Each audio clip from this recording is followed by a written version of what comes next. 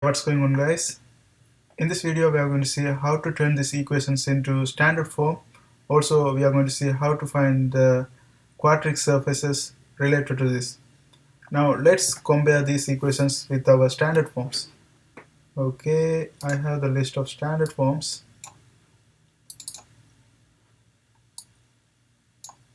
Okay, if you look at this one, here nothing has 0 after that, right? If you notice, we have x square, y square, z square is equal to 1 and something like this, but we didn't have any 0 after the equation sign. It means we have to rearrange these equations, and we have to bring this into standard form. Now let's look at the first one. If you look at the first one, we have x square plus 2y minus 2z square is equal to 0, and this y is power 1. So from this one we can try to bring this y alone and solve for other things, like we can bring this as y is equal to these things. Now let's try to bring this pattern and compare with the standard forms. Now here what we can do is, first of all, we can rearrange this one. So 2y is going to be equal to negative x square plus 2z square, right?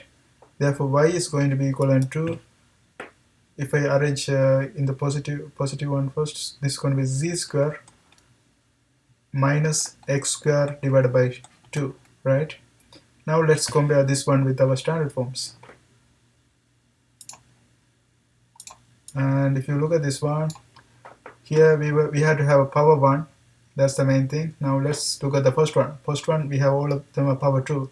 So this one doesn't match. Second one also doesn't match. Third one, we only have 2 variables, so it doesn't match. This one is matching, but the only difference is we have a negative sign. This one doesn't have a negative sign.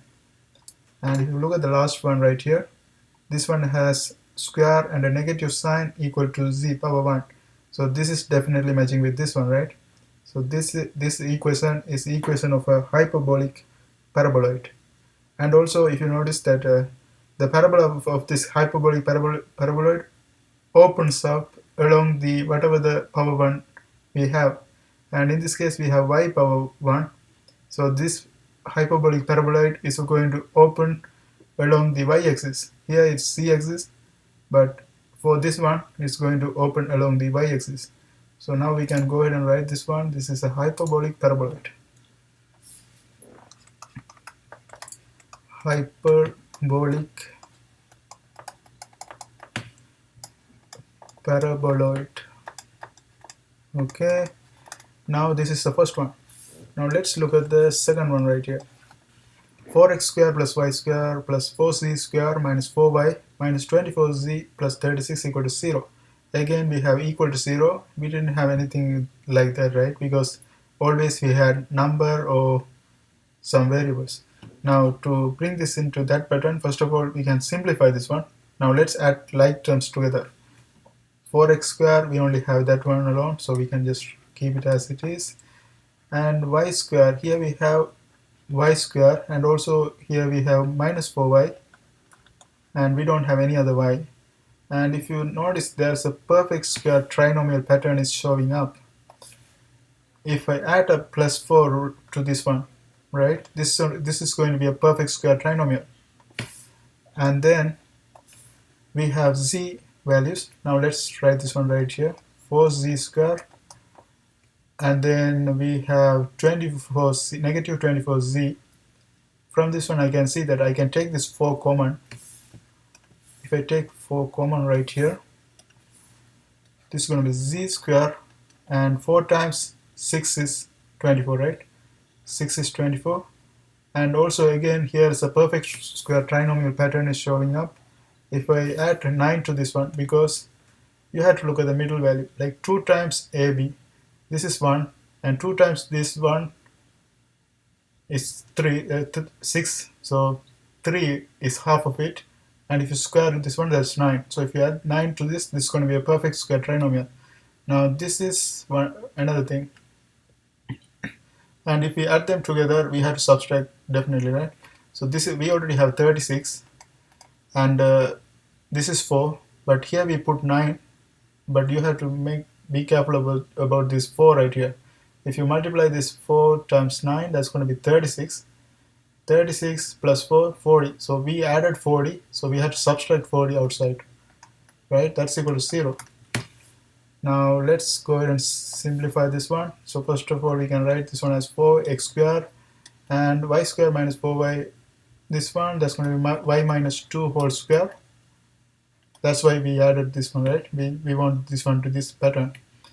And the next one, we have 4z minus 3 square. Okay, then we have this 36 minus 4, that's going to be negative 4. And if I move this after the equal sign, that's going to be a positive 4.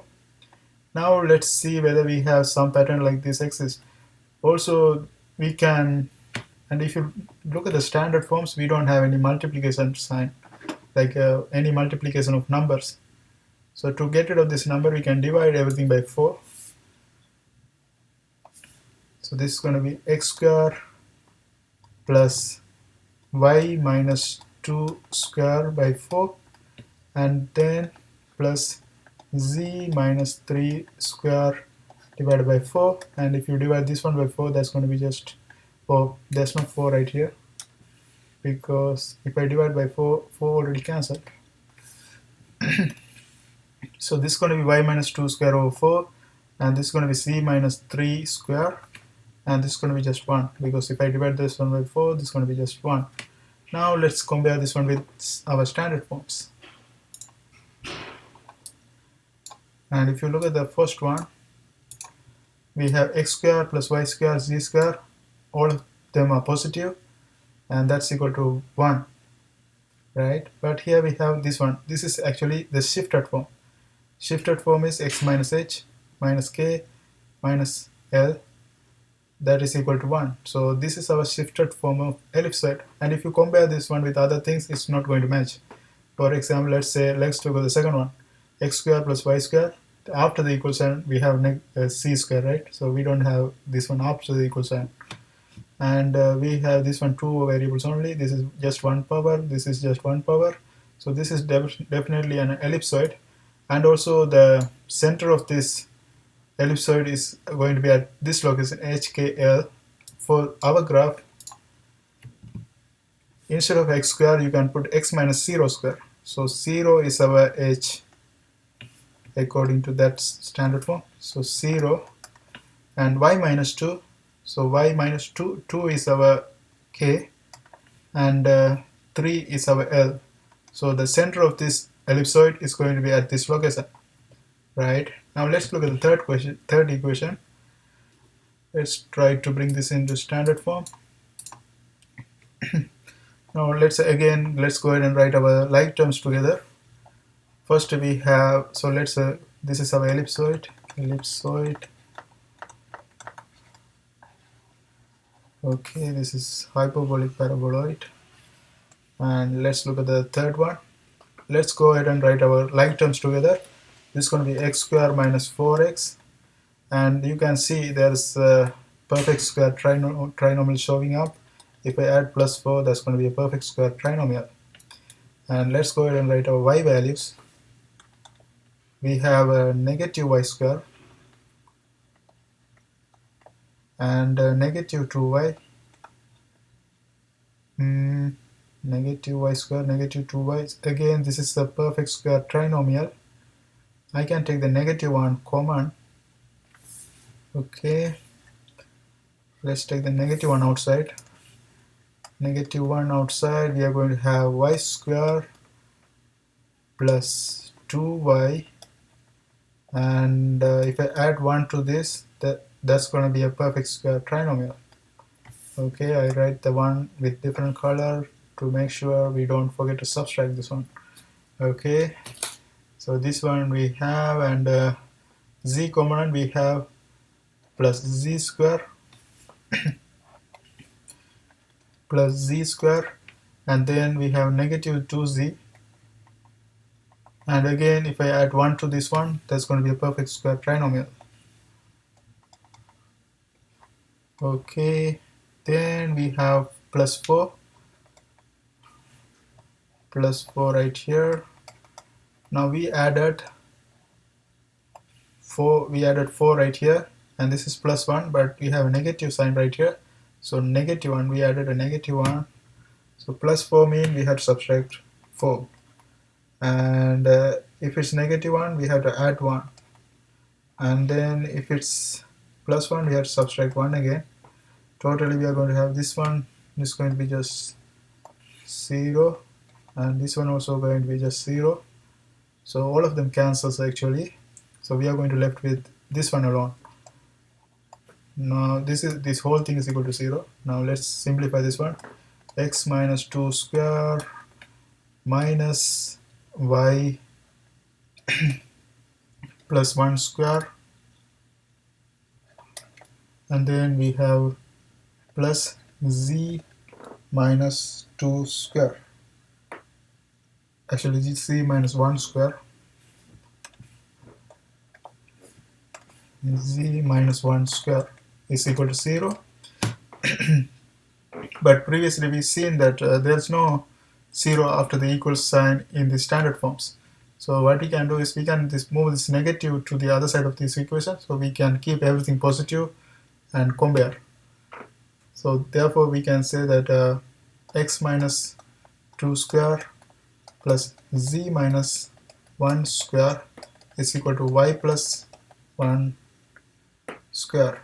Now let's go ahead and compare with our standard forms. Okay, here we have our standard form, and here we have to have a square that is outside of this equal sign, that is positive, and inside of this equal sign we had to have two terms with square positive. Now let's look at this one. First term, all of them are inside of this equation, so this doesn't match. This is matching. This one doesn't match, this one doesn't match, this one doesn't match. So this is definitely a cone, and that is shifted along this axis. So HKL is going to be 2, 1, negative 2, 1, and negative 1, right? 2, 1, negative 1. And that's going to be the center of this cone. And we found out this one is the cone shape. And that's how we find out the shape of these of these kind of equations. I hope this helps. Thanks for watching.